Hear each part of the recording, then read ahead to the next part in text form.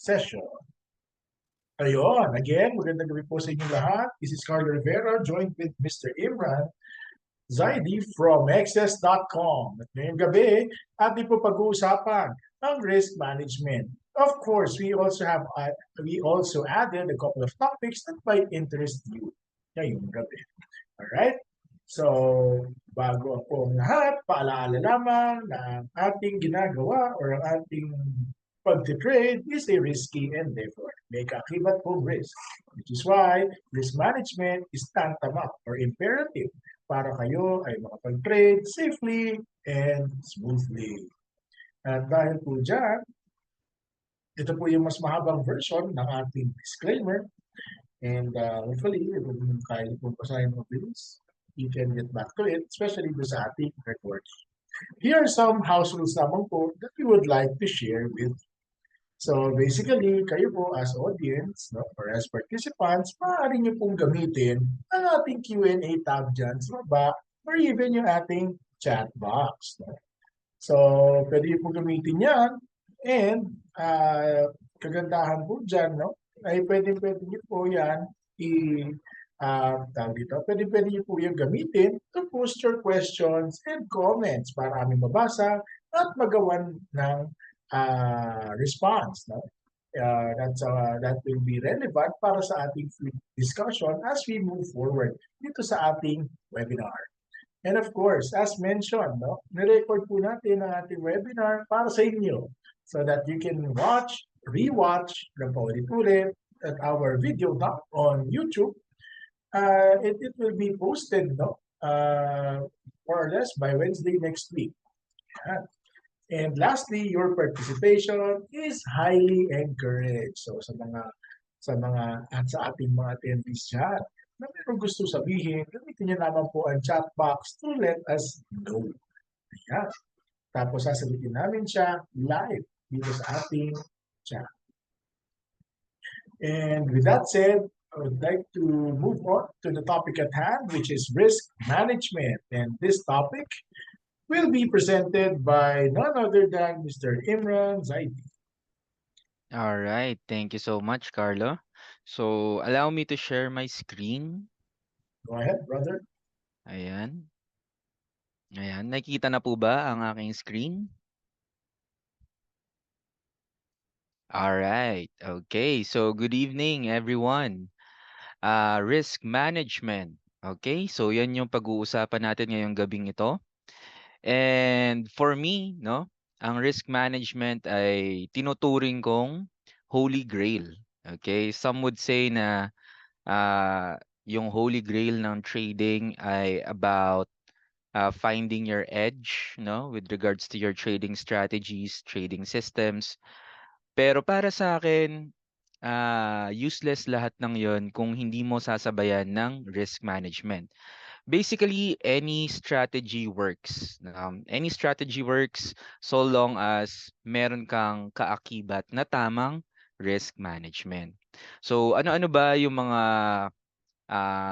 strategies para makombine ninyo yung strategy ninyo with proper risk management? Lahat ng yon pag-uusapan natin sa session na to. Okay? Pero before that, gusto muna naming i-share sa inyo yung quote ng isa sa pinakamagaling na currency speculator of all time, no? Si George Soros. Okay, sabi niya, it's not whether you are right or wrong, but how much money you make when you are right and how much money you lose when you are wrong. Okay? So, ang ibig sabihin lang nito is that hindi importante kung tama ka or mali dun sa analysis mo. Ang lagi mong titingnan at the end of the day or at the end of a trade is that alam mo kung magkano ba yung kikitain mo kung tama ka and magkano ba yung mawawala sa account mo or magkano ba yung magiging losses if ever mali ka. Okay? Sometimes kasi meron tayong tendency na mag-enter tayo ng trade and then bahala na lang. Okay? In which ang nangyayari is that nagugulat tayo. Lalong-lalo na pag hindi sumang-ayon sa atin yung trade na pinasok natin. So always keep in mind, lagi nyo lang itanong sa sarili ninyo na magkano ba yung mawawala sa akin if ever mali ako. And if ever na magagawa niyo 'yan, if ever na maitatanong niyo 'yan sa sarili ninyo, every time na nagpe-place kayo ng trade ninyo, you're one step closer to becoming a profitable trader. Okay? So always keep that in mind. Alright? So bakit ba importante ang risk management? So we have here a table para malaman ninyo kung magkano ba yung percentage amount na kailangan yung bawiin if ever nakapag-incur kayo ng certain percentage loss sa inyong account. Okay? So for example, week 1, nag-incur ka ng 10% loss. So para bumalik ka sa break-even point ng iyong account, kailangan mo mag-gain ng 11.11%.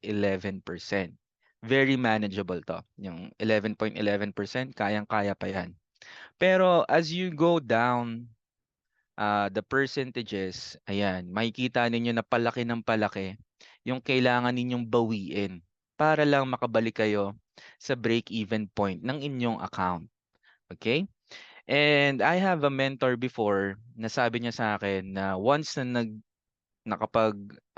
incur ka na ng 40%, no? Itong number na 'to, 40% loss sa iyong account, it's already game over.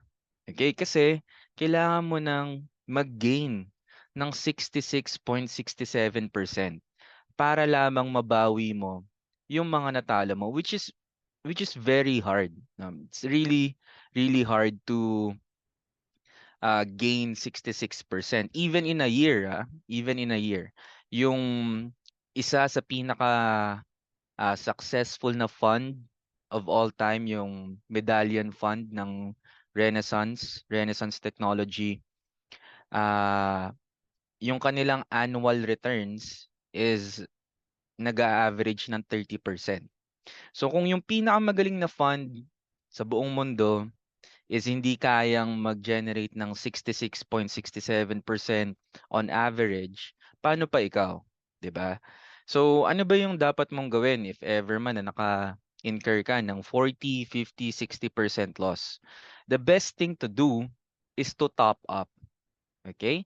Magkailangan yung mag-top up para nang sa ganon mas mali para nang sa gano'n mas madali ninyong ma-recuperate yung losses ninyo. Hindi niyo na kailangang magpaka-stress para mabawi yung mga natalo ninyo, okay? So, keep this in mind. Ito yung mga iniiwasan nating losses, yung from 40 up to 99%, okay? And with risk management, for sure maiiwasan niyo yung ganong mga scenarios, okay? So ano ba yung mga questions na dapat mong itanong sa sarili mo? So number one, with regards to risk appetite, how much are you willing to risk in this trade? So ilang percent ba ng portfolio mo or ng capital mo ang i-risk mo sa trade na to? Pwedeng 1%, 0.5%, 1.5%, 2%. It's up to you. Okay?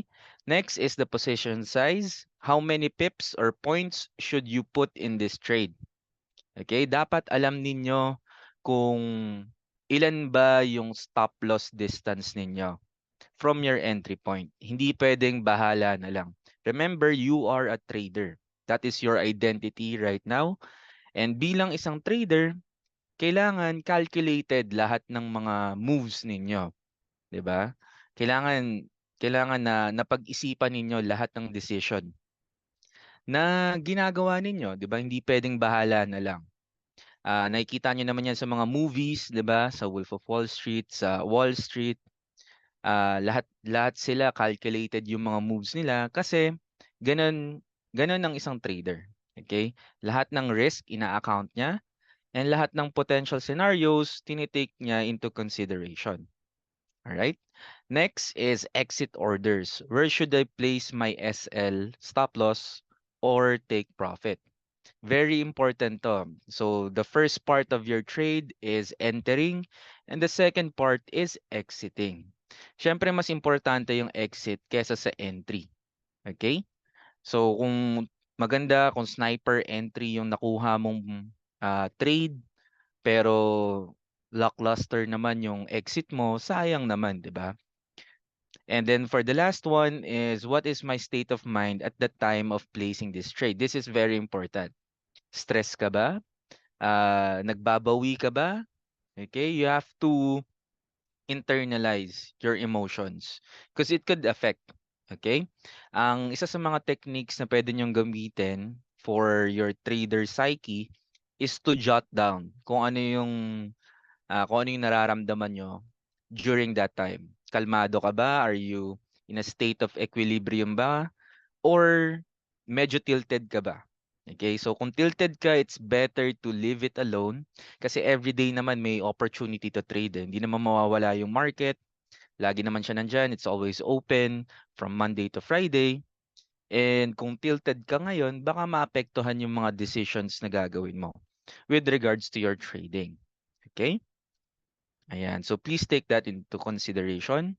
So ano ba yung mga strategies na pwede nating gamitin? So you can probably notice na very basic lamang siya, pero these are very important.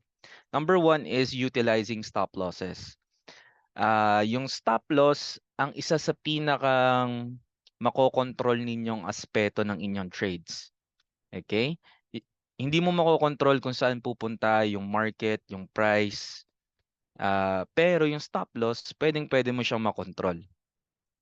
And then next is yung position sizing, which is very important, the risk-reward ratio, and of course, yung trailing stop. So lahat yan pag-uusapan natin later on. Okay? So first, stop losses. So ano ba itong mga to? So basically, ang stop loss ay isang type of order na nito lang modern era na invento. Okay, so very lucky yung mga traders na nagsisimula ngayon kasi may stop loss na ngayon. It is an automatic order na once na-hit siya, so na-place mo na yung stop loss mo, once na-hit ng price yung stop loss order mo, automatically magko-close yung position mo. Thereby, avoiding any possible huge losses. Okay, so may example tayo dito.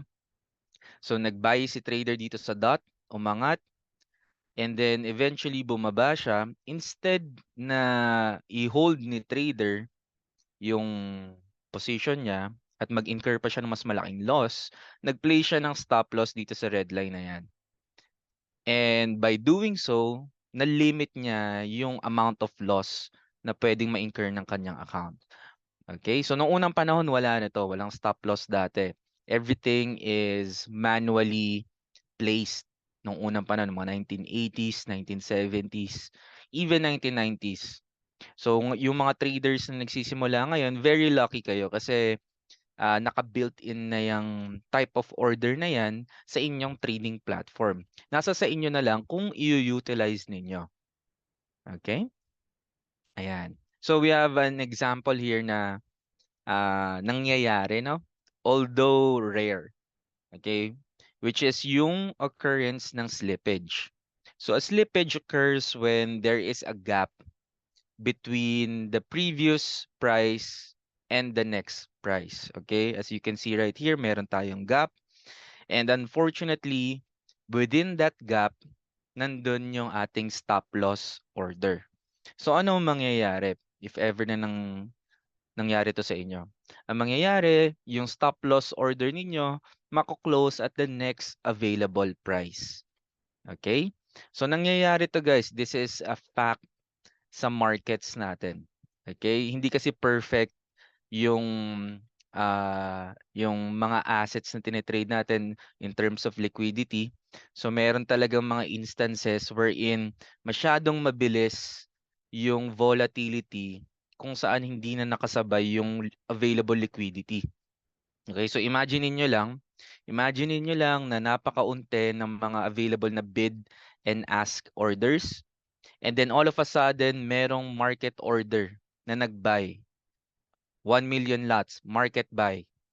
Hindi na-absorb ng mga available bid and ask prices or orders yung market order na yon. So, anong nangyari? Nag-jump yung price. Okay? Kung saan ma-absorb yung order na yon. Kaya nagkakamera ng slippage. Okay? So, nangyayari talaga yan. Ayan, may question tayo dito. Thank you so much for posting your questions nga pala guys. I highly appreciate it. So, sabi dito, tuwing kailan po nangyayari yung slippage? So, yung slippage sa Forex, okay, sa Forex market, magkakaiba kasi yan eh. Pero sa Forex or sa currencies, nangyayari yan during high impact news. Before and during. Okay, before and during or even after. Mga 15 minutes before the release and 15 minutes after. During that 30-minute window, malaki yung probability na magkameron ng slippage kasi before the release, since alam ng buong mundo na merong marirelease, for example, ngayon, non-farm payroll, mamaya, alam ng buong mundo na merong i-release na non-farm payroll. So, ang tendency is that mas maunti yung magpe-place ng order. So, kasi hinihintay nila yung news eh. So, pagka-release ng news, biglang magkaka-influx ng orders. Okay? So, ang tendency, nagja-jump yung price. Okay? It's very logical naman, di ba guys? Gets nyo naman. Sa mga stocks naman, nangyayari yan during opening, pre-market, no? Yung mga ganun, mga pre-market times, o kaya yung mga pre-closing. Ayan. Kung saan bumababa yung liquidity pero tumataas yung volatility. Nagkakameron ng mismatch. Kaya nagkakameron ng slippages. Okay? Pero this is very normal. Isa yan sa mga characteristics ng market natin. Kung wala, ibig sabihin, hindi yan totoo. Okay? It's very logical lang naman. Okay? Naiintindihan po ba natin? Ayan. So this session is recorded po. Okay? Para makuha yung recording ng session natin, kindly coordinate with your leader. Okay? Ayan. So next is yung actual risk management. Okay? Actual risk management. Guys, pa-screenshot na lang nitong slide na to para nang sa ganun meron kayong copy ng formula. Okay? Basically, ang risk management lang naman is utilizing your stop loss together with a proper position sizing. Pag pinag-combine mo yung dalawa, that's risk management. Okay? Pagdating sa forex trading. Alright, so ano ba tong formula na to? The formula is first, kailangan yung alamin yung loss in value ng trade ninyo. So, ibig sabihin lang nito is that how much are you willing to lose in terms of percentage ng inyong capital. So, very simple lang naman yan. Let's say 2%. So, 2% times ng equity ninyo. Let's say $1,000. So, that's $20.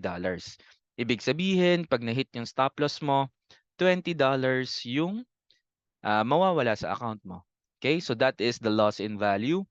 And then next is to compute for the lot size. Kunin nyo lang yung loss in value which is $20 sa example ko. And then i-divide nyo lang siya dun sa amount of pips from your entry point up to your stop loss. Okay, so dapat alam niyo kung ilang pips yung distance from your entry up to your stop loss. Tapos ilalagay niyo siya dyan, di-divide niyo lang siya. And then yung kalalabasan is i-divide niyo ulit sa pip value per lot. Ang ibig sabihin ng pip value per lot is that how much in dollars ang pwede mong kitain per pip movement pag naka one lot ka. Okay, so sa Euro USD that's $10. GBP USD 10. So karamihan sa mga major pairs $10. Sa gold $1. Okay? So para mas maintindihan ninyo, I have here an example. It's very simple. Let's say na meron kang friend na nagsisimula pa lang mag-trade. And then nagtanong siya sa'yo kasi syempre mas experienced ka na trader. Sabi niya sa'yo, bro, I have a trade in Euro USD and yung entry price ko is this 1.06446 and then ito yung TP ko 1.07 174 and then ang tanong niya sa'yo is that ilan ba yung lot size na gagamitin ko? Okay? Since naka-attend ka ng webinar na to, alam mo na kung paano sagutin yung friend mo. Okay, first things first, tatanong mo sa friend mo, magkano ba yung willing kang i-lose sa trade na 'to? Magkano ba yung komportableng mawala sa'yo if ever na mali ka? Sabi niya, it's 2%. So that's $20. Okay? The pip value per lot is already given, which is $10. Kung kaya niyong computein guys on your own, kindly do so. And kindly uh, type it in din sa ating chat box or sa ating Q&A chat box para na sa ganun makita ng lahat. Okay? Pero sabay-sabay natin siyang computein. Okay? Kunin ko lang yung calculator ko.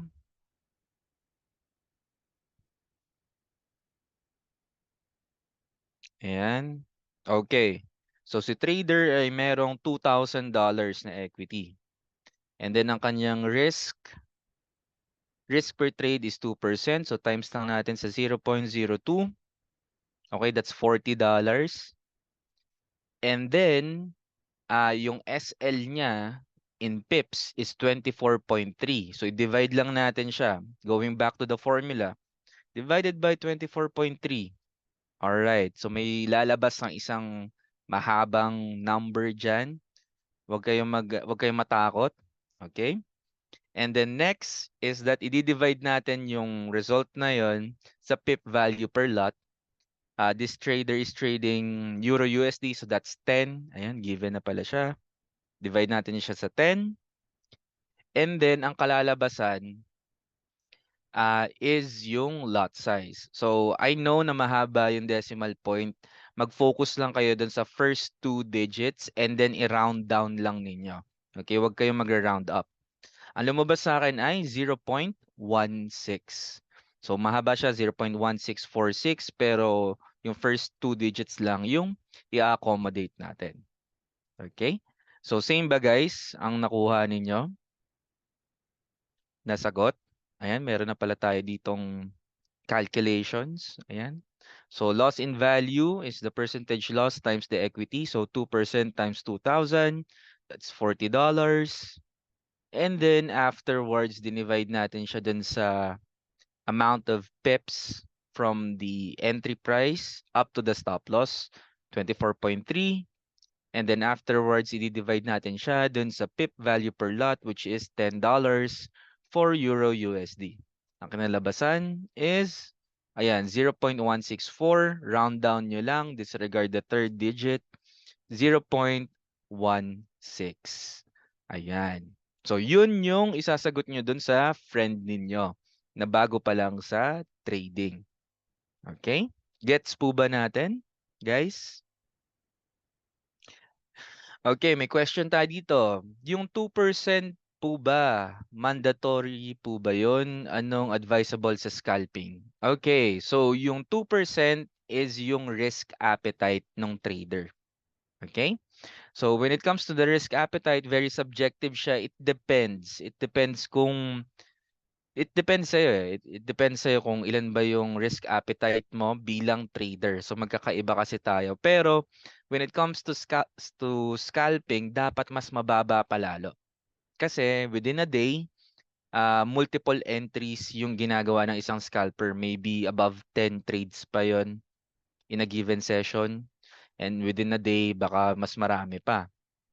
So kung scalper ka, dapat meron kang maximum percentage loss in a day. Let's say, sa isang araw, dapat hindi ka mag-incur ng more than 3% of your equity. So, i-divide mo yung 3% na yon dun sa expected number of trades mo. And then, pwede mong gamitin yon. Pero normally, siguro okay na yung 0.25 or 0.5% na risk appetite as a scalper. Kung swing trader ka naman, syempre madalang kang mag-trade. Siguro once ka lang per session, one trade per session ka lang. So, yun yung time na pwede kang mag-angat ng risk appetite mo. Pwede kang mag 2%, 3%, pero not more than 5% sana. Okay? Ayan. So, nakadepende na yun sa inyo, guys. Okay? Kayo lang yung makakasagot nun.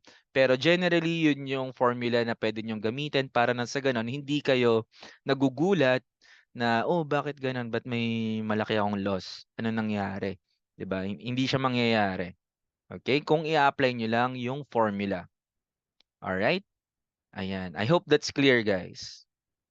Alright. Next is yung risk to reward ratio. Ano bang ibig sabihin nito? Ang ibig sabihin lang naman ng risk to reward ratio is that ilan ba yung expected return mo relative dun sa amount of risk na ine-expose mo yung iyong account. So let's say you're risking 1%, pagdating dun sa take profit mo, ilan ba siya? Like 1% lang din ba siya? 1:1 ba siya? 1:2? Or 1:3? Okay? Ayan. So, ang ibig sabihin lang naman ng risk to reward ratio is yung paglalagay ng take profit natin, take profit level.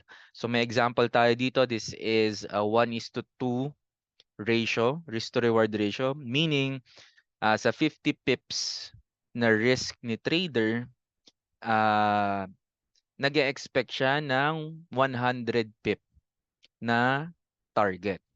Okay? As a general rule, dapat mas malaki yung average winning trades ninyo as compared to your average losing trades. Okay? And para magawa yun, kailangan nyo mag-apply ng tamang risk to reward ratio. Okay? Very easy lang naman siya, guys. Very easy. Some would say na common sense lahat ng ito, pero pag meron ka kasing gambler mentality, paminsan-minsan nakakalimutan natin yung mga gantong bagay. Okay? So, paano mo ba malalaman kung anong risk to reward ratio yung dapat mong gamitin? Okay, may question tayo dito. May 1:200 akong narinig sa seminar. Diyan ba yan ginagamit? Di ba mas malayo di tamaan TP? 1:200, medyo maano na to, boss. Medyo unlikely na siya. Unlikely na tong 1:200. I think leverage yata to. Itong 1:200. Hindi siya risk to reward ratio. Okay? So pag leverage, ang leverage is the amount of trading power na pinoprovide sa'yo ng broker mo. Ang risk to reward ratio naman is yung paglalagay ng take profit mo relative dun sa stop loss mo. Okay? Ayan. So going back, paano mo malalaman kung ano ba yung pinakang efficient na risk to reward ratio na dapat mong ilagay sa iyong trading system? Unang-una sa lahat, kailangan mong malaman yung win rate ng strategy mo. Dito papasok yung pagba-backtest natin, pagpo-forward test ng trading system. So, kung meron kang 20% win rate, okay, kung 20% yung win rate ng strategy mo, kailangan yung risk to reward ratio ng strategy mo is more than 1:5 para maging profitable ka. Okay, I'm not saying na hindi ka magiging profitable with the 20% win rate. Okay, by all means pwede ka pa rin maging profitable nun, pero kailangan mo lang mag-apply ng tamang risk to reward ratio. Kailangan mas mataas siya sa 1:5 kasi pag 1:5 yung risk to reward ratio mo with the 20% win rate, break even ka lang. Yun yung mangyayari. As you can see right here dito sa yellow sheet na to, yellow cell. Okay? Kung 30% naman yung win rate ng strategy mo, mas maganda na maglagay ka ng 1:4 and above na risk to reward ratio para nang sa ganun maging profitable ka in the long run. Okay? Not immediately, but in the long run. You're using statistics to your advantage. Okay? Ayan. And syempre, pag pataas ang pataas yung win rate mo, pwedeng pababa ng pababa yung risk to reward na sineset mo sa mga trades mo. Okay? Ayan. So kung 40% naman, pwede kang mag 1:2. Ayan, para sa ganun nakakatipi ka kaagad. At kung 50% naman, ayan, 1:1, kikita ka na. Profitable ka na dyan. Okay? Pero karamihan sa mga traders, most of the traders, nagre-range yung kanilang win rate between 30% and 40%. Okay? Pag nasa 30 to 40% yung win rate ng strategy mo, okay na yon. Okay? For me, okay na yon. Goods na yon. Pwedeng-pwede na siya. Kailangan mo na lang siyang hasain na lang. Kumbaga, konting tweaking na lang, profitable ka na niyan. Okay? So, mag-apply ka ng tamang position sizing using the formula that I showed you earlier. And then, maglagay ka lang ng tamang risk to reward ratio. Okay? Ayan. Alright, next is yung trailing stops. So yung trailing stop is a type of order na kung saan automatically yung platform na yung nag-a-adjust ng stop loss ninyo. Okay, so may example tayo dito. Nag-enter siya sa 1. Yung initial stop niya is at this first red line. And then, habang bumababa or habang sumusunod sa direksyon ng trade, yung price, nag-a-adjust din yung trailing stop. Okay? Nag-a-adjust din siya. Ayan, nung bumaba yung price, nag-adjust dito sa second. Nung bumaba pa lalo, nag-adjust siya. Kayo yung magse-set kung ilang pips yung i-adjust nung platform para sa inyo. Pero keep in mind na yung trailing stops namamatay siya pag nag-close kayo ng device ninyo. Let's say nag-sleep yung inyong device. Okay? Paminsan hindi natin may iwasan yon. Nagsi-sleep yung device natin or nagiging idle. So, ang mangyayari, mawawala yung trailing stop function. Okay? So, keep that in mind. Alright? So, isa yan sa mga techniques na pwede nyong gamitin para nang sa ganun, na ma-maximize ninyo yung trend na nasakyan ninyo. Okay? Ayan.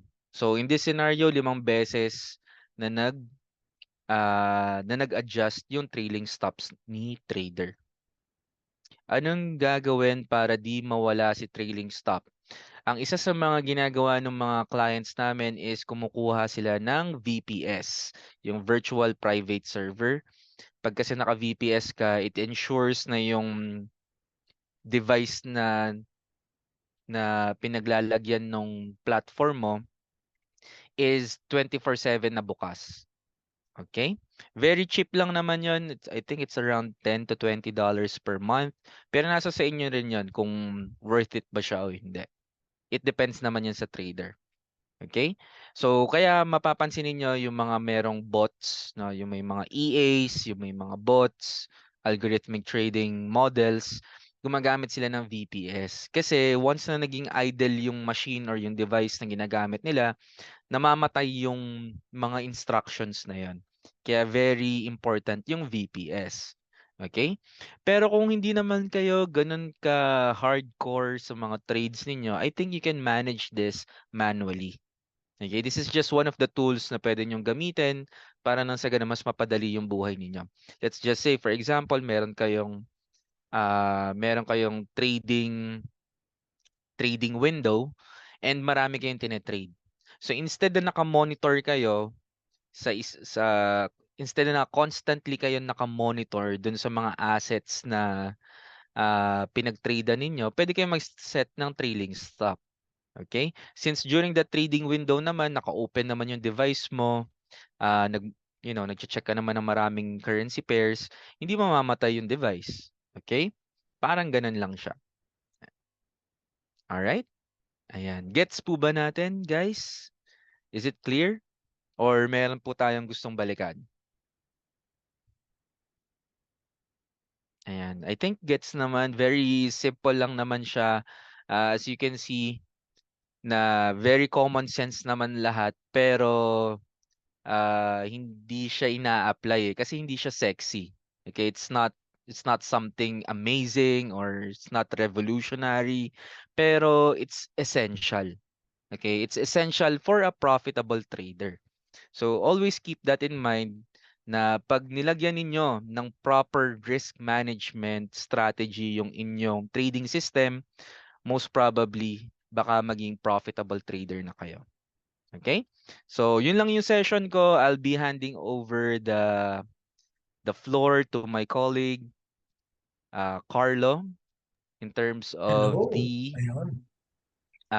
trading psychology part. Ayan. I Ayun. think we have a May question may here. pahabol na question, bro. Kailan naman po ulit ang Zoom, sir? Ayun. Actually, every Friday po, bumagyo, umulan, kumidlat, mag-earthquake, mag-ano, mag-ipo-ipo, ganyan. Tuloy po ang webinar tuwing alas 8, tuwing Biyernes. So, pwede niyo pong i-inquire sa inyong mga leaders or doon sa nag-invite sa inyo papunta dito sa webinar na ito kung ano po yung susunod na Zoom link kung saan kayo magre-register and of course, sasali. Ayun, okay, nasagot ko Yes, po and you can yung also question. suggest some topics if Hmm, ever na meron kayong maisip na kailangan ninyo as a trader. Pwede kayong mag-suggest sa amin kung anong gusto nyong malaman para nang sa ganun ma-address needs ninyo, 'di ba? yes. Ayan. Dahil Okay? ano, doon sa needs na yan, bago tayo magpunta doon sa trading psychology, naalala nyo kanina, kailangan nyo pang mag-compute na inyong calculator, di ba? Tuturuan ko kayo ng shortcut, kung okay lang. Okay. So, pwede kayo pumunta dito sa link na yan. Ayan, send natin sa chat no, para wala ng tao. Makita. Ayan. Yan. Pwede nyo pupuntahan yan.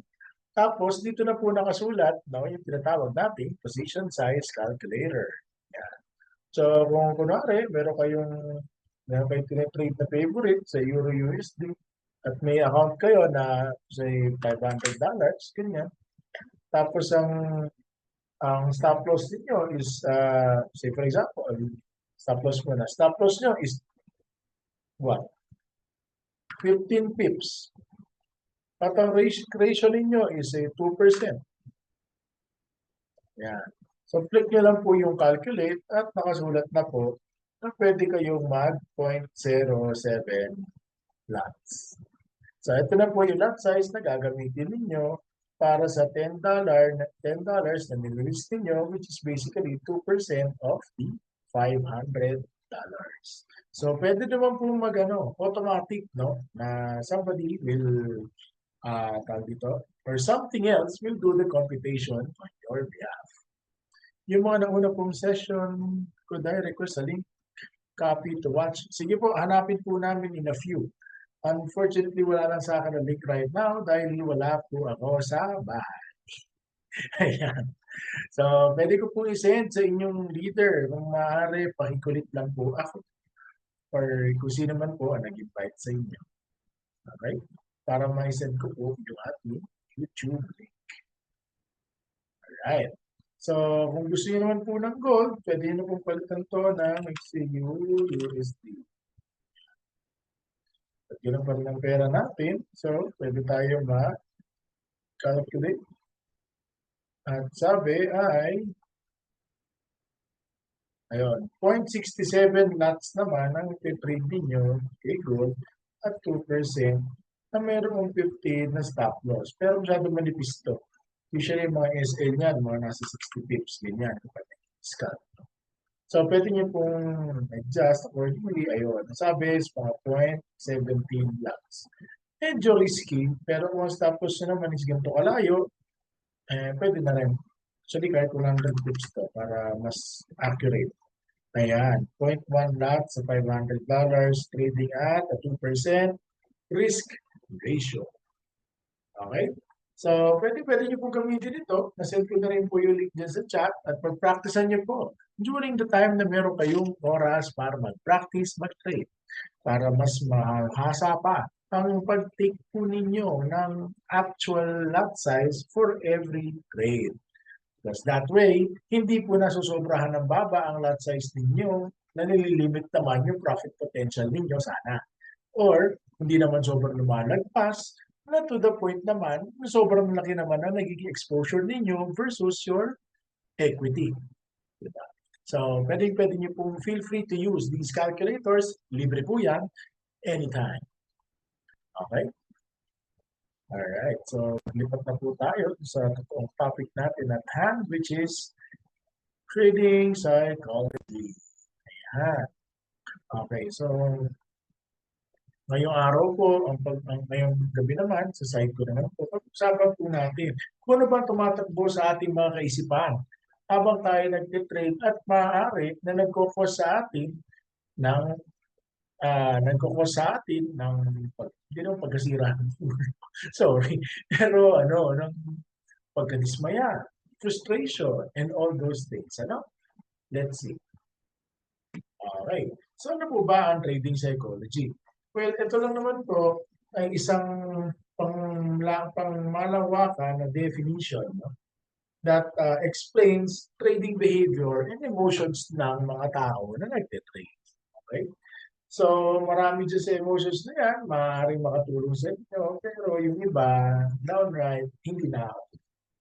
Okay? So, ano ba itong mga to?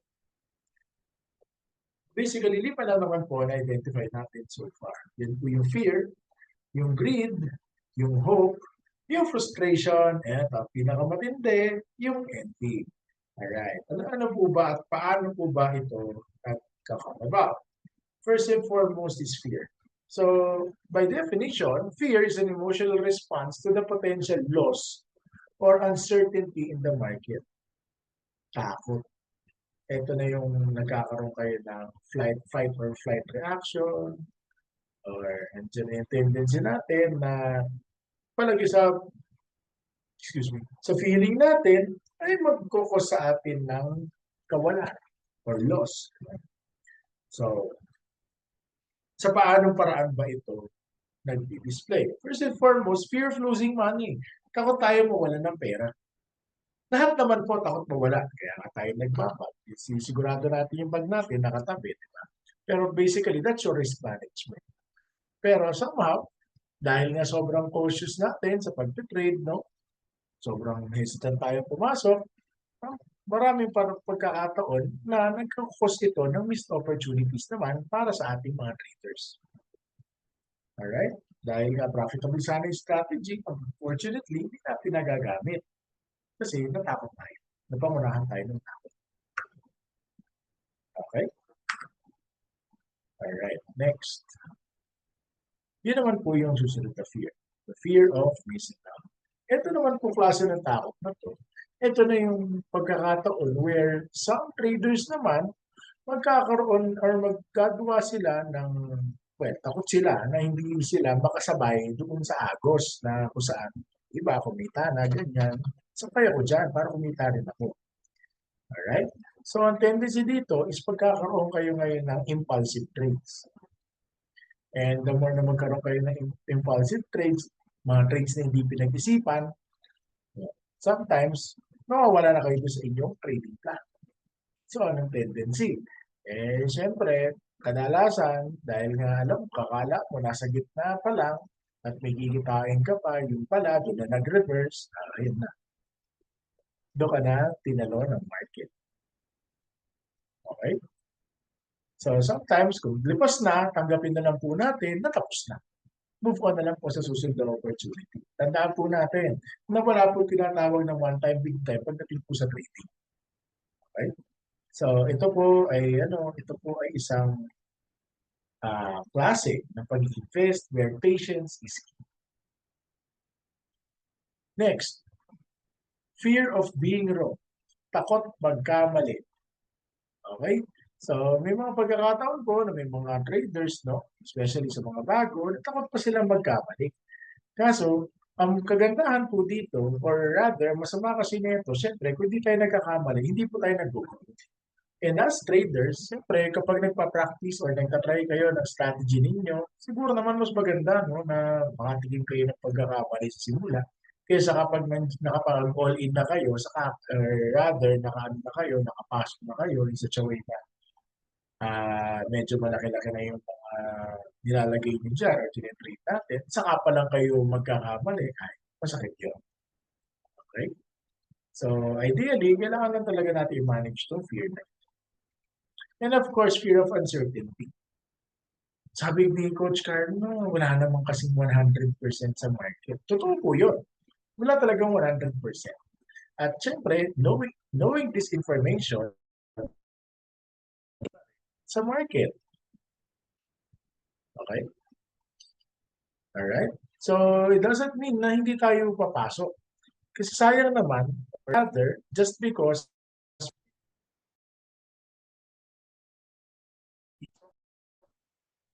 so, dito napapasok yung tinatawag natin risk management. Okay? Alright. So, okay naman po ba so far? Yan. Oops, may chat.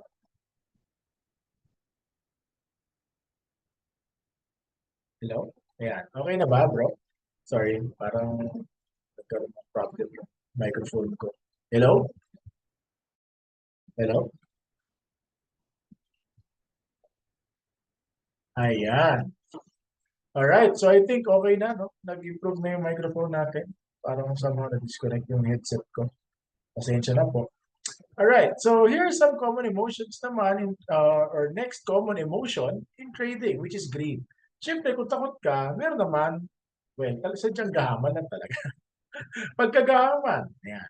Ito yung emotion that exemplifies the excessive desire for profit. Sa totoo lang, lahat naman po tayo mayroong desire to profit. Trade nga tayo eh.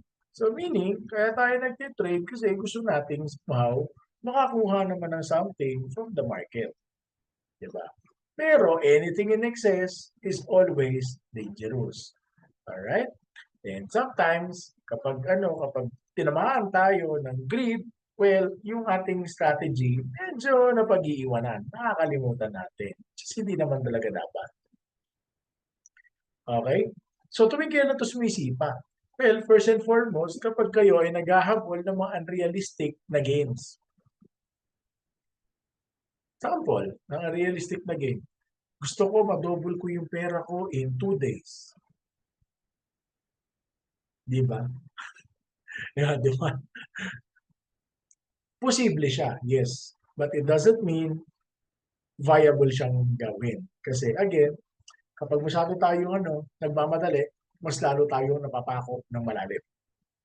And at the same time, meron naman na nagkamali na nga ng trade, matigas ang ulo, ayaw pa mag-SL or ayaw pa tagapin yung loss, ay hintay pang magtuloy-tuloy. Hanggang eventually, hindi na kaya suportahan mo account.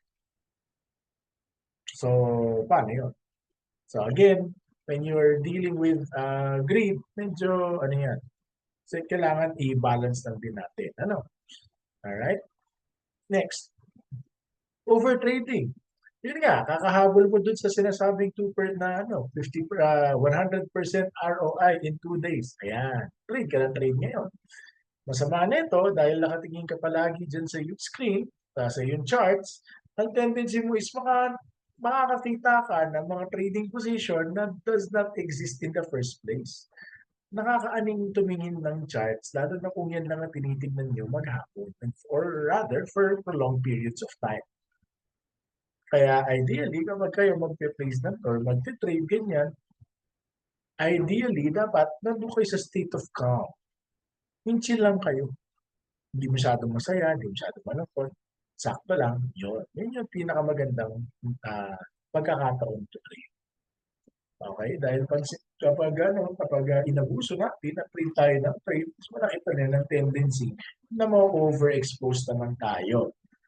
Okay? And with overexposure comes the risk of losing everything, which is ayaw naman natin. Okay, next, over-leveraging. This is related to over-trading, no? So, magamit tayo ng sobrang laking leverage just to increase the position size pero hindi pala talaga siya healthy para sa ating account balance. Alright? Next is hope. Ito na, yung susunod na emosyon. Nag-hope tayo na magiging maganda pa ang mga outcomes kahit talo na. Yan.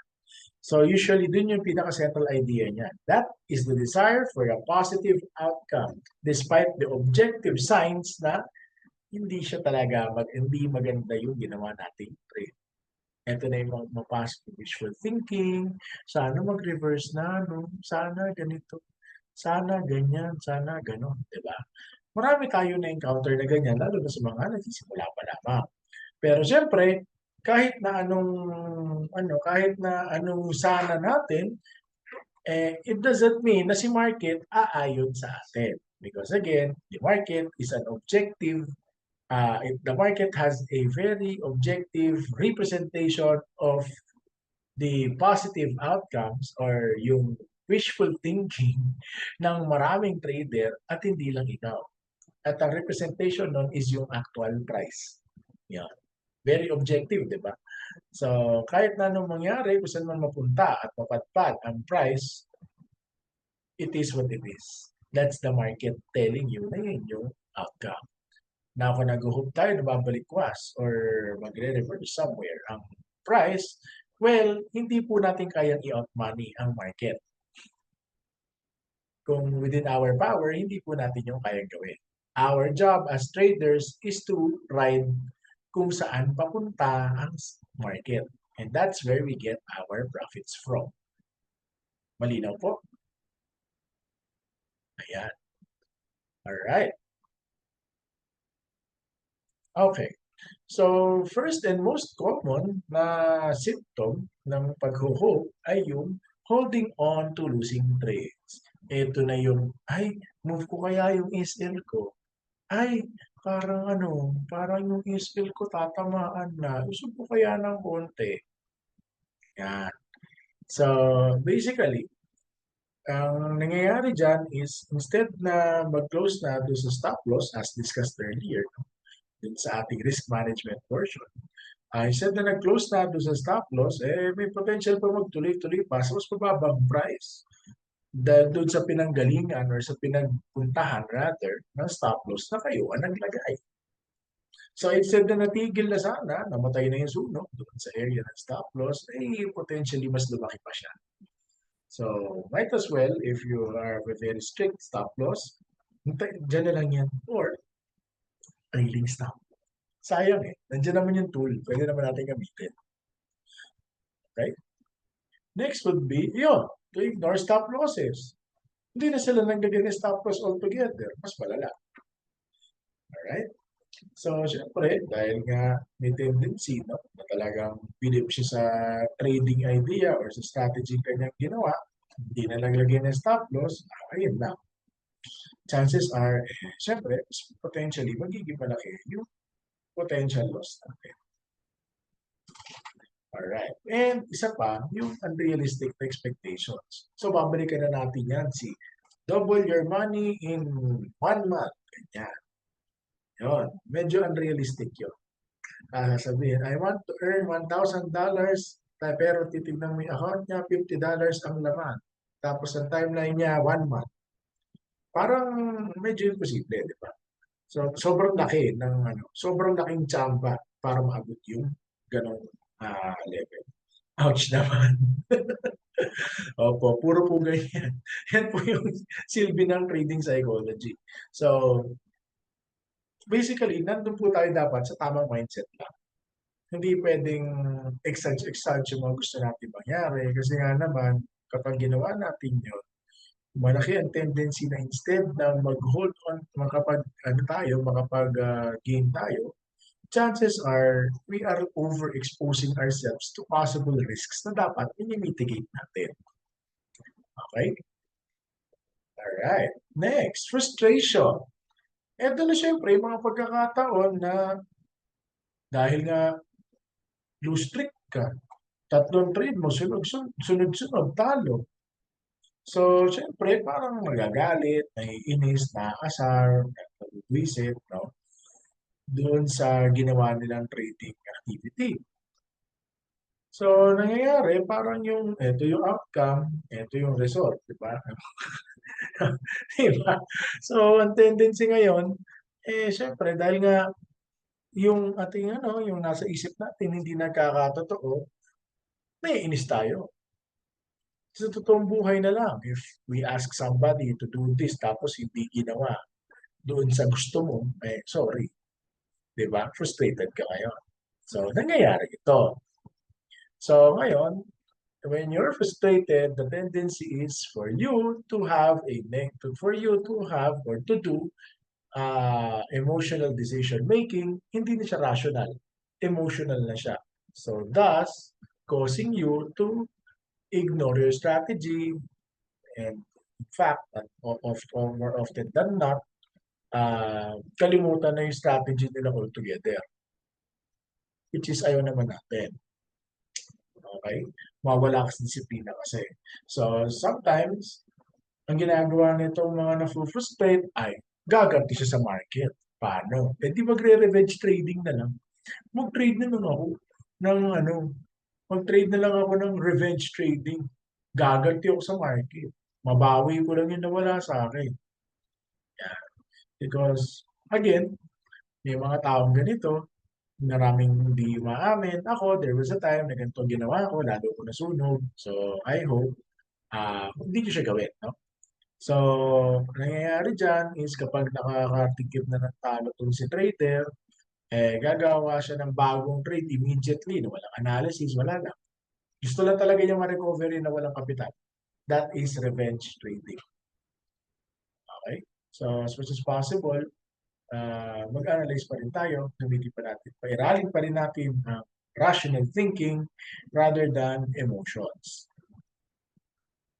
Next, syempre, dahil nga nabuisit ka na sa mga ginagagawa mo, nag-analyze pa ako, ganyan. Ang resulta lang, hindi naman yung favor sa gusto kong mangyari. So, altogether, inapando na nila yung trading plan. So, dahil nga na-frustrate ka, naisip mo, ay, baka yung strategy ko mali. May mali dito. Hindi talaga tinuro ni, ganyan, hindi naman tumatala. So, syempre, kapag nawalan tayo ng pasensya, chances are, either paglaruan niyo yung parameter, tapos yung parameters ng strategy ninyo, yung oras mag-iiba. So, syempre, mas lalo hindi gagana ngayon yung strategy. So, why not? Just stick to the strategy for a little bit. Minimize your risk. Instead of 2% ka, mag 1% ka lang. Just so alam. And then, check mo kung ano yung mga instances kung bakit hindi siya tumatalab na. Para mapatalab mo siya ulit. Kasi sayang yan. Kasi nag-develop ka na ng trading plan mo. Actually, mahirap yung part na yan. And then, meron naman na nagiging impatient sa resulta. Eto na yung, ano ba yan? Ang bagal naman. Usually, kapag gumagamit ng copy trading yan, or yun, yung mga iba sa atin, no, yung gumagamit ng mirroring, ganyan, meron tayo mga client dito. Sabihin, parang ang bagal naman dito. Sana ako na lang ang nag-trade para mas malaki pa yung naging yung gain, ganyan. Again, kapag minadali natin, mas malalim po ang magiging pako na matinik na maapakan natin. Mas lalo yung tatanim. Mas masakit po yun kapag tumanim yan. And eventually, kapag siningil tayo ng pagkakataon, ang tanong lang po dyan ay prepared po ba tayo? So, which is why, di baling conservative, at least consistently gaining. Kaya sa high risk, high reward. So, malaki tendency na baka mauna yung risk kesa dun sa reward. Di ba? So, again, manage nyo lang. Nasa risk appetite nyo pa rin naman ang lahat. Okay. And lastly, ito na. Yung envy. Ito na yung pagkainis or resentment towards the success of others. I'm sure, lalo na po sa mga parte ng mga malalaking community dito, nakikita po natin na meron talaga kayong mga kasama na ang lalakas kumita from trading. Sa dami ninyo, for sure, meron kayo ma-encounter na gano'n na sobrang lakas kumita sa trading, sobrang galing nila mag-trade, sobrang consistent nila, etc., etc., etc. Pero, syempre, kung masama nito, baka mamaya, nagkukos naman siya ng resentment sa side ninyo dahil kayo, nandun pa lang kayo sa level na pupuntahan nyo pa lang yung ganong estado. Hindi naman talaga natin mapigilan na talaga meron talagang tao magiging successful dito sa kanyang ginagawa. Okay? In the end, ang tanong is paano mo as a trader tatanggapin yung gano'n. So, ideally, isipin na lang natin dito is that ang kukumpetensya natin ay yung mga sarili natin. Okay? Ikaw lang yan tsaka yung market. Yung market, marami silang tao. So, basically, well, di mo na yung kontrolado. Ang kaya mo lang kontrolin ay yung sarili mo. Okay? So, the moment that you stop complaining, Not stop comparing yourself to others, saka mo ito magiging. Siyempre, nakakatuwa nga naman na sila, okay sila, tapos ikaw, nagsisimula ka pa lang. Diba? So, ganun talaga. It's just that, kailangan mo talagang i-master yung sarili. At syempre, minsan naman, ang ginagawa, no, pag medyo tinaplan tayo ng inggit, meron kang strategy ginawa, okay naman, kaso ang bagal, eto, mabilis. So, nagpaturo ko ngayon kung paano. Ayun, hindi pala effective sa'yo, mag-iba pala kayo ng circumstances, o iba kayo nakikita sa market. Tapos, instead na kumikita ka doon sa lumang strategy consistently, mas pinili mo ngayon kumuha ng bago just because. No? So, ayun. So, hindi siya advisable. Kasi, syempre, kada person may kanya-kanyang angkop na strategy yan. Hindi kayo pwede pare-parehas ng ginagawa. Right? Next. Syempre, nagmamadali. Para lang makahabol. Para maging in.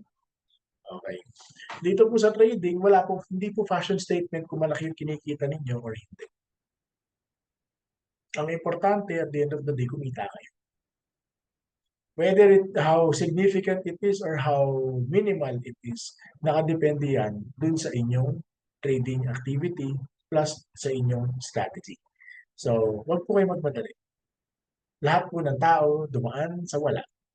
And I hope after this session, tayo, no, baka magamit natin yung mga natutunan natin to reflect, no, and somehow improve ourselves and to be in a proper mindset para hindi tayo mayari nitong mga emosyon na ito. At least ngayon, alam niyo na kung bakit. Alright? So, paano naman natin pipigilan itong mga ganitong pagkakataon? First and foremost, educate yourself. Mas intindihin ninyo yung pinapasok ninyo. So, paano? So, kayo, yung mga nandito sa webinar ngayon, gusto ko kayo congratulate kasi somehow, itong step na to, nako-cover nyo na. At pumapasok at sumasali kayo sa mga webinars para dagdagan ang inyong mga kalaman tungkol sa market. Alright?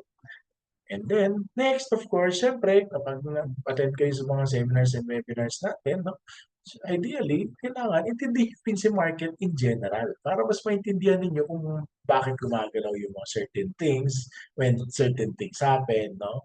So, yon. So, maganda educate nyo rin na sarili ninyo. Huwag kayong tumigil doon sa tinuro sa atin, no? Doon sa webinar. Maganda pa niyan, magtanong-tanong tayo para to provide you with further clarification pa dito sa ating ginagawa. Okay, next. Implement and stick to a trading plan. Ito yung natawag nating trading plan.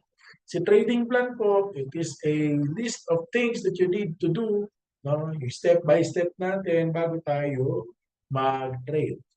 Kapag nag-align po lahat ng mga yan, na-check nyo po yung mga boxes from time frame to risk management to trading conditions, to the market itself, actual entry stops, and of course, price targets. No?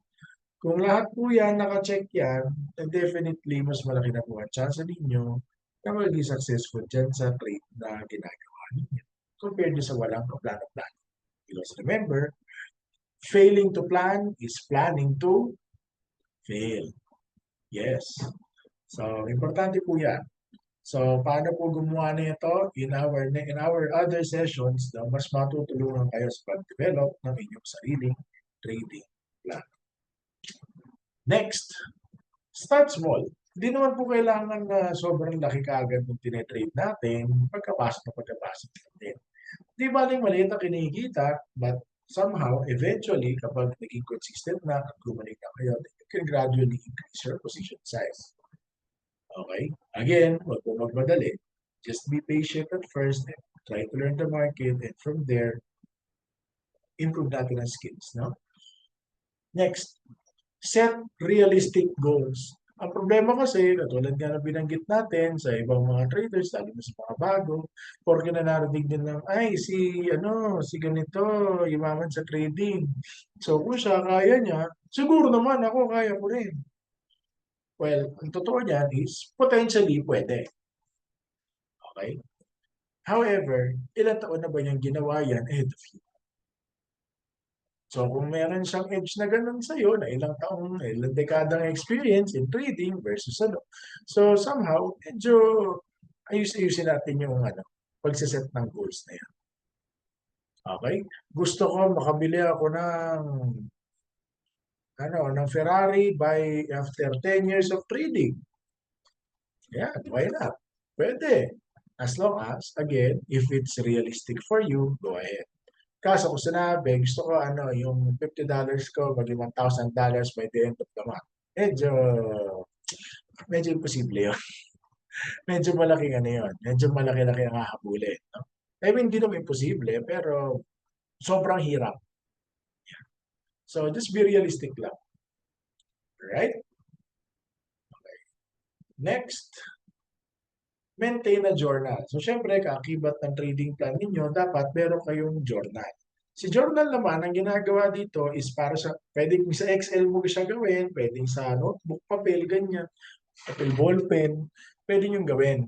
Tapos nakalagay lamang doon kung ano yung tinrade mo, anong ginawa mo, bakit mo siya ginawa, ano nasa isip mo. Para next time, kung magre-review ka na ng performance mo, tuwing na-encounter mo yung mga ganyang scenario, alam mo na. And at the same time, it will help you sharpen up your skills. Tsaka yung mga behavior na hindi mo gusto, matitigil. Na hindi mo na siya gagawin. Kasi somehow, meron kang record kung ano ang pinagagawa mo previously. Alright? So, very helpful ito. To be honest, may journal pa rin ako hanggang ngayon. Nasa bahay lang. Okay, next. Focus on your journey. Siyempre, dahil nga magkakaiba ang mga tinatahak na landas ng kada trader, no? Focus ka lang sa sarili mo. Ito, isa to sa pinakamagandang negosyo para sarili mo lang ang iisipin mo with trading. Di ba? Sa liit na inventory mo, kasi naman, laptop account, internet lang, in kuryente siguro, tsaka yan, ayos na. Di ba? So, kapag naman kayo ay traditional business, syempre, mas marami kang kailangan asikasuhin. Kasi nga naman, inventory ka pa, etc. At the same time, sarili mo na ang kailangan mo kompetensya. Just be better than yesterday and definitely you will become a more successful trader in the long run. Okay? Next, self-control. So, eto na yung mga pagkakataon na kailangan alam natin sa mga sarili natin kung tayo ba ay nasa tamang wisyo bago tayo pumasok sa market. Nakainom ba tayo? I don't think maganda mag-trade na nakainom. So, nakaano pa tayo? Meron po pagkakataon na tayo ay sobrang saya, sobrang lungkot kasi niwalayan tayo ng ex natin. Ganyan. So, yung mga ganun pagkakataon. So, kapag sobrang saya, sobrang lungkot, tas wala ka sa wisyo, huwag na po natin yung isipin mag-trade. Okay? So, basically, medyo control natin yung part na yun. Pag wala talaga tayo sa mood, huwag po natin ipilit. Alright? Baka maunsyame pa instead na profit na, di ba? Okay, next. Keep an open mind. And remember to always be accountable for the trades you do. Ay, tumatanggap lang naman ako ng signals. Bakit ganito yung resulta? Ayun. So, huwag po natin sisihin yun. Kasi yun yung analysis ng taong gumawa. No? Alright? So, maging accountable po tayo dito sa ating mga ginawang trades dahil basically, kung kayo naman po ang pumipindot niyan or rather, kayo ang pumili na mag-invest. Just a strategy na yan, let's be accountable and be realistic about it. So, keep an open mind as well. Kasi syempre, hindi naman po porke na sobrang galing ng trader, lagi siyang tama. May pagkakataon din na nagkakamali din yan. Alright? And syempre, hindi naman pwede puro trade lang. Pahinga-pahinga din. Relax din. Kapag medyo naiinis na tayo sa pinagagawa natin, kailangan nyo na mag-recalibrate. Kailangan nyo lang mag-relax. Okay?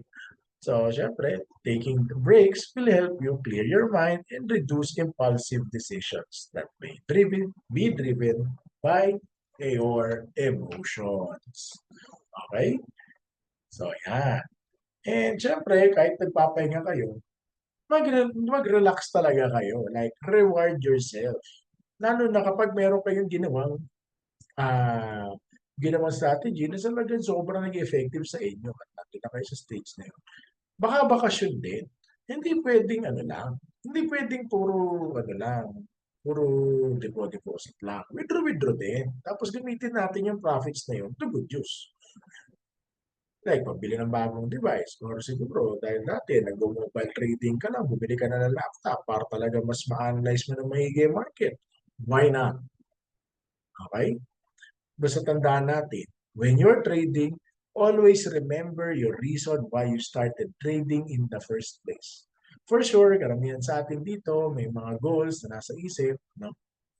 So, meron kayong kanya-kanyang goals and objectives in trading. So, huwag niyo po kalimutan yung resume because that will help you move on from negative emotions arising from trading. Okay? So that's the first part of my two-part session, and the next part would be trading with a signal provider. Ayan. So meron po ba dito gumagamit ng signals? Pwede pong mag-chat. Yan, pwede pong mag-chat, magtaas kamay, or magsipindot ng kahit na ano. Ayan. Alright, ayun, ayun, may mga gumagamit ng signals, nag-raise ng hands, ayun, very good. Ayan, ang dami nyo pala. Ayun, si Boss Junior din, isa pa. Ayun, si Boss Reggie. Yan, ang dami gumagamit ng signals. Okay, ngayon, alam yung, since, ayun, si Miss Tiffany din. No, ayan, so yung mga gumagamit ng signals, ayun, ito po yung session natin where we will cover some of the basic things na kailangan natin i-consider bago po natin pasukin yung signal na yan. Kung is it the right time, is it the right price, etc., etc. Alright? Okay. Okay, first and foremost, kapag pipili po tayo kapag tayo magte-trade with signal, syempre, unahin mo na kaagad na dapat tama yung broker mo. Alright? So, hanapin mo yung broker na may best available price. Alright? Para at least kapag kayo ay nag-trade, yung pricing natin, ang dun sa binibigay na signal is signal provider. And tandaan natin yung guidelines to find the right broker. Dapat very low spreads, minimal slippages, and very fair pricing close to the signal given. And so far naman, sa mga gumagamit ng signals na ating friends, masaya naman sila dito sa xs.com. Ayan. So, check na po ba natin itong box na to na nahanap nyo na yung tamang broker? Mukha naman. Alright. Okay, next. Okay, choose the right signal provider. Yun yung next. Okay. So, pinakamaganda dito is mag-backtest tayo ng mga signals na binigay dati ng signal provider at i-check din natin kung viable ba yung movement at the time na sila ay nagbibigay. And at the same time, kung talagang gusto niya naman tinatawag na forward testing, yeah, there's backtesting and forward testing. Pag sinabing backtesting, yung dating mga signal, check natin kung tama at the time sila ay nag-trade. Kung naman forward testing, itetest nyo muna sa set or sa demo account, no? Yung signals, kung okay. Kung say for example, like 60% win rate kayo, okay na yun.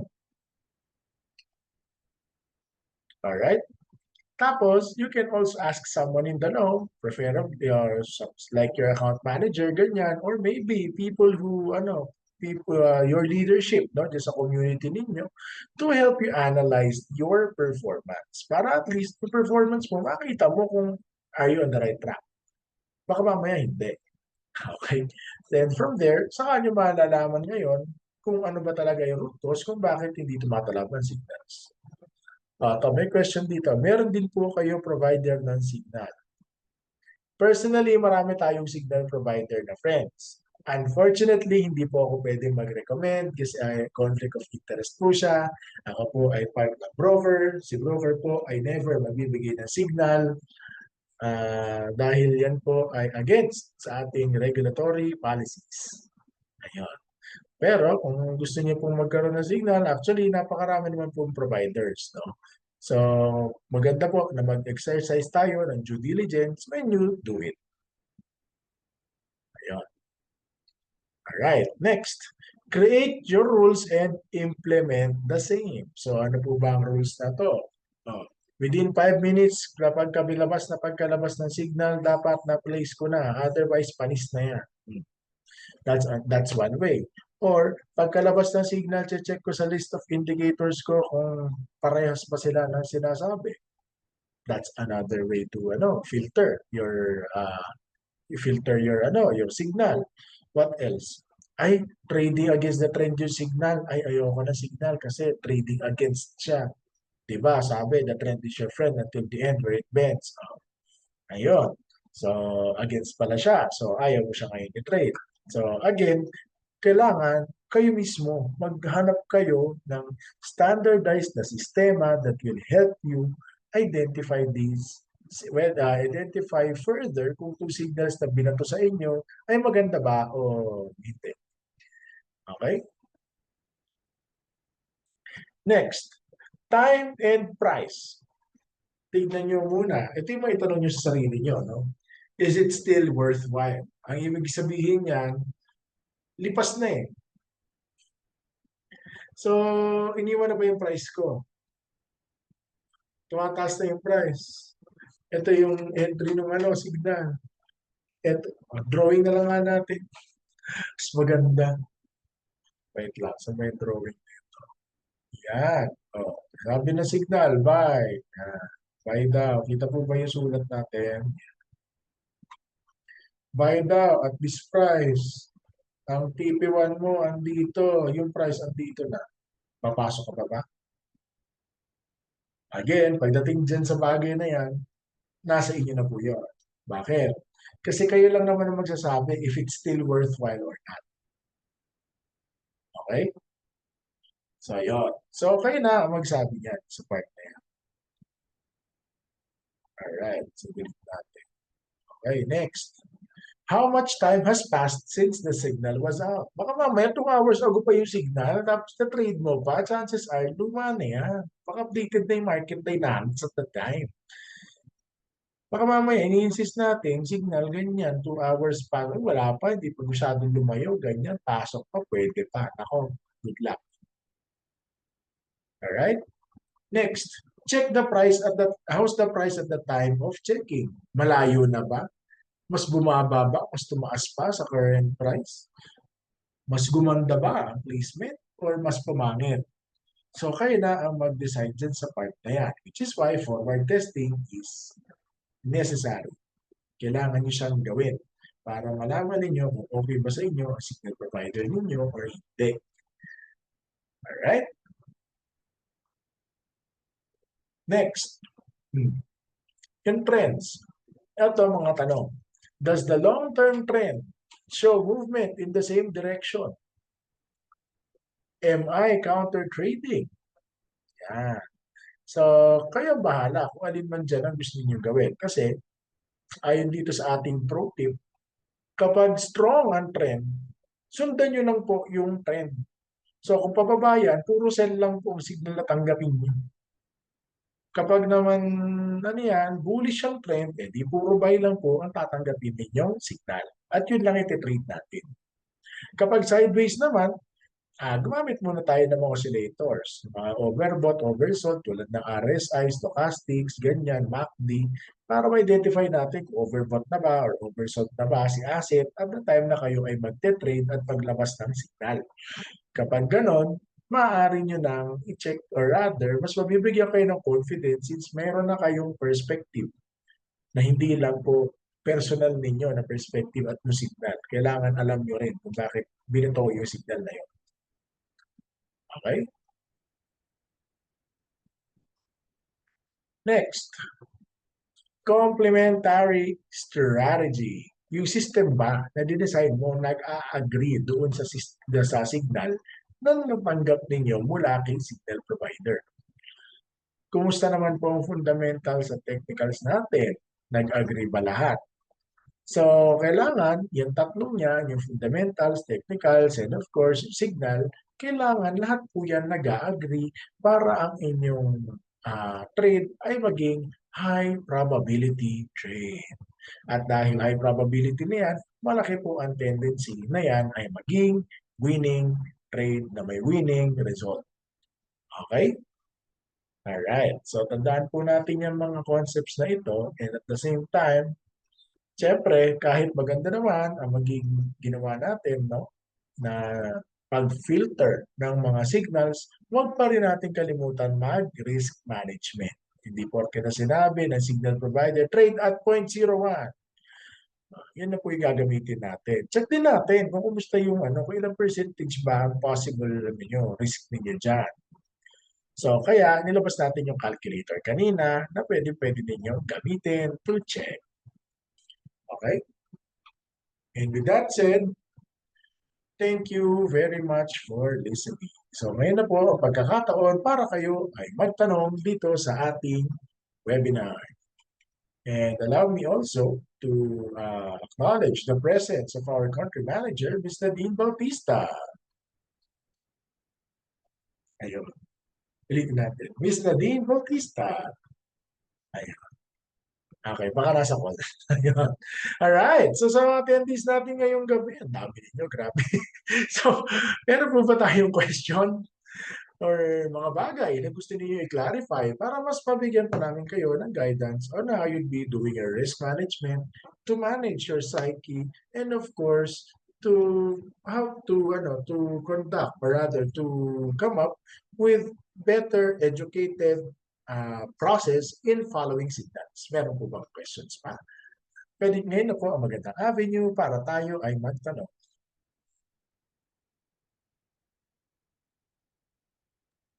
Ayun. Mukhang naintindihan nila. Magtawag kaya tayo ng pangalan. Boss Bless, naintindihan mo ba? Yan. So mukhang okay naman siya. Ayun, okay daw. Okay. Alright. So mukhang walang questions, no? Ayun, may question. Ano po ba usually source of signal na magandang gamitin? Sa Manara po ba kapag i-economy ka? Ayun. So, unfortunately, ako po ay hindi na subscriber ng e-economy and neither Imran and I think Nadine was, no? I used to, pero not anymore, no? So, kung ano po, kung ang pinakamaganda po talagang determinant, kung ang signal na ginagamit ninyo ay maganda, is to always do back testing and forward testing. Ito po yung, dito na po papasok yung tinatawag natin. Kung hindi mo susubukan, hindi mo malalaman. Yun lang naman po yung pitfall, no, sa signal providers. Pero with the right system in place, kung meron kayong pang-filter ng signals at yun lang, ititrade nyo lamang ang signals as long as within bias siya, tama yung mo, then that's the only time na talagang magigauge mo kung maganda ang signal o hindi. Because very susceptible ang signal providers sa noise. Ano po yung noise? Ingay. Konting kibot, kapag lalo na kung indicator technical trader yan, ang gagawin ng signal provider, maglalabas na kaagad yan signal. Maglalabas na kaagad yan. Tapos kung ano lumabas na sa TA niya, yun lang yung ibabato niya signal. Lalo na kung technical ang signal. Technical ang basis ng signal. So ngayon, ikaw naman bilang trader or bilang follower ng signal provider, paano mo naman gagawin or i-improve, i-streamline yung signals kung wala kang proseso in place to filter? Kailangan talaga may filter. Hindi pwedeng wala. Kumbaga sa camera, no? Paano gaganda yan kung walang filter? Hindi naka-focus. Oo, lalo, yun. Isa pa, hindi nakafocus yung, grabe. I mean, walang practical example lang. Di naman tayo gwapo, no? Pero somehow, nag-filter din tayo para maging presentable naman, di ba? I mean, ganun din sa market. Gusto natin, as much as possible, mag-apply tayo ng pang-filter man lang. Ano ba? I mean, if you have attended our previous webinars on fundamentals and technicals, I believe magkakaroon na kayo dapat ng pang-filter man lang, particularly sa signals. So, if hindi pa kayo nakapag-attend noon, well, we'll see you next Friday, no? Sa susunod nating webinar. It's scheduled next week, Friday, 8 p.m. Consistent po yan, umulan, bumagyo, kumidlat, umaraw, ganyan. 8 p.m. po ng Philippine time every Friday. Mag-attend po kayo para mas magkaroon po kayo ng more insights and more filters and more strategies na pwede po ninyong gamitin at the same time. Alright? So, yun po yung aking sagot dito. Mm. Alright. And another thing guys, para maiwasan ninyo yung mga common trading psychology issues pertaining to your emotions, always remember lang to apply risk management. Once kasi na na-apply ninyo yung mga pinagdaanan natin kanina in terms of calculating proper lot sizing, paglalagay ng stop loss, mabubura nyo na yung mga karamihan sa mga emotions na yon. Hindi kayo magmamadaling mag-trade, hindi kayo maiinggit, hindi rin kayo mafo-frustrate. Kasi may sarili kayong system. Mhm. Okay? Yun lang yan. Medyo nakakatamad siya. Yeah, aminin ko nakakatamad. Every time na magte-trade ka, you have to calculate your lot size. Pero it's a prerequisite kasi for you to be profitable. So, ano bang mas importante sa inyo? Yun na lang yung tanongin ninyo. Ano bang mas importante? Maging profitable or maging gambler? 'Di ba? Yun lang naman yun. Well, opinion ko lang yun. It worked for me. Hopefully, it can work for you as well. Yun. Very wise words, brother. Okay. So with that said, wala na bang questions? Okay. So mukhang wala na pong questions. So I sincerely hope na makita po kayo sa susunod nating mga webinars, no? Mag-start po ulit tayo sa Forex 101 this Friday next week. So sabi na, kung meron man po dyan na bago attend today, that is the right session for you. Para po sa mga medyo advanced, kung iniisip niyo po na potentially may mapulot pa po kayo or yung inyong mga friends ay kailangan no na bumalik or hindi naman bumalik, attend dun sa ating Forex 101. Feel free to join us next week at the same time, Friday, 8 p.m. Dito lamang po sa Zoom, courtesy of xs.com. And with that said, thank you very much for joining us tonight. And I'm with Mr. Imran from xs.com, guys. See you on the next session. Right. And this is Carlo Rivera. Good night, everybody. Thank you so much for being with us.